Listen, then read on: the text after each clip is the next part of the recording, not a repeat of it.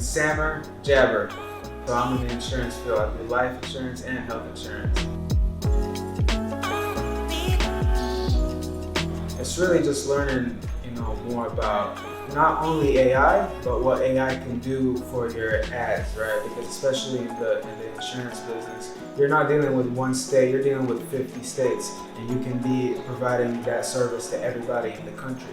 So you're not going to reach somebody in California, with any other way other than being online and having ads that are running to Google, Instagram, TikTok, Facebook.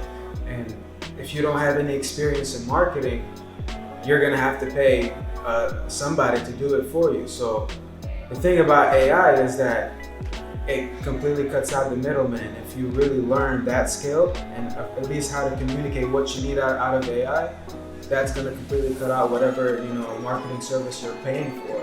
And you're gonna learn how to do that yourself.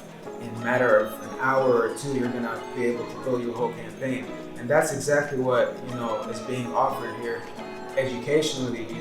I didn't even pay for this. Like, I paid for the previous event and this came free. So I'm like, hey, this is exactly what we need to be learning on. This is exactly what I need to expand on.